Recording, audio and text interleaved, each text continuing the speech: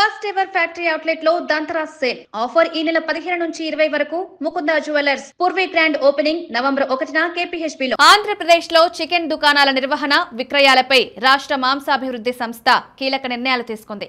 అక్రమ వ్యాపారాలు, నాణ్యత లేని మాంసం విక్రయాలు పెరుగుతున్న నేపథ్యంలో సంస్థ కొత్త లైసెన్సింగ్ విధానాన్ని ప్రవేశపెట్టాలని నిర్ణయించింది. దీంతో ఈ వ్యవహారం రాష్ట్ర వ్యాప్తంగా చర్చనీయాంశంగా మారింది. రాష్ట్ర ప్రభుత్వం చేపడుతున్న ఈ చర్యలు ప్రజల ఆరోగ్యాన్ని కాపాడడమే కాకుండా మాంసం రంగంలో పారదర్శకత, నాణ్యత, నైతికతను చూపుతాయని అభిప్రాయం వ్యక్తమవుతోంది. ప్రజారోగ్య పరిరక్షణతో పాటు వ్యాపారానికి శాస్త్రీయ పునాది వేయాలన్నదే ప్రభుత్వ ప్రధాన ఉద్దేశంగా స్పష్టం చేస్తున్నారు. కాగా ఇకపై ప్రతి చికెన్ షాపుకు ప్రత్యేక లైసెన్స్ తప్పనిసరి కానుంది. ఈ లైసెన్స్ ద్వారా పౌల్ట్రీ ఫారాల నుంచే పరిశీలన ప్రారంభం కానుంది. దుకాణాల యజమానులు ఎవరికి విక్రయిస్తున్నారు అనే వివరాలు డిజిటల్ గా నమోదు చేయబడుతున్నాయి. దీనినే farm to shop tracking system అంటూ చెప్తున్నారు. ఈ మేరకు విజయవాడలోని పశుసంవర్ధక శాఖ డైరెక్టర్ కార్యాలయంలో నిర్వహించిన సమావేశంలో కీలక సమావేశాలు తీసుకున్నారు. సమావేశానికి సంస్థ చైర్మన్ చంద్రదండు ప్రకాష్ నాయుడు అధ్యక్షత వహించారు.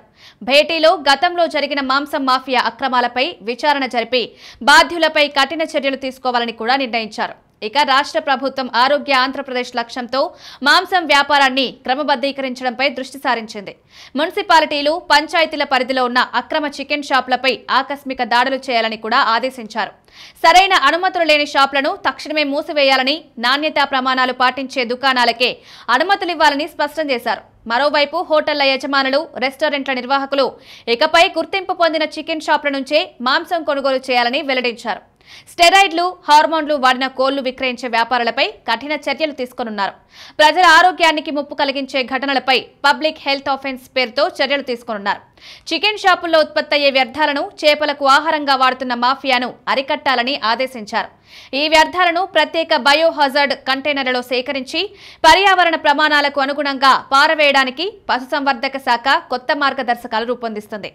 ఇకపై కేరళ, తమిళనాడు, థాయిలాండ్ వంటి ప్రాంతాలకు గోవుల అక్రమ తరలింపుపై కఠిన చర్యలు తీసుకోవాలని నిర్ణయించారు. ఈ దిశగా ఇంటర్ స్టేట్ చెక్పోస్టుల వద్ద ప్రత్యేక పర్యవేక్షణ ఏర్పాట్లు కానున్నాయి. మోడల్ మాంసం షాపులు ప్రభుత్వం ప్రతిష్టాత్మకంగా చేపడుతున్న P4 విధానంలో భాగంగా ప్రతి మున్సిపాలిటీ, పంచాయతీలో మోడల్ మాంసం షాపులు ఏర్పాటు చేయాలని నిర్ణయించారు.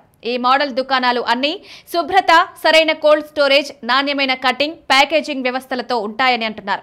రాష్ట్ర వ్యాప్తంగా జరిగే పశు సంతలను కూడా పర్యవేక్షించాలని నిర్ణయించారు.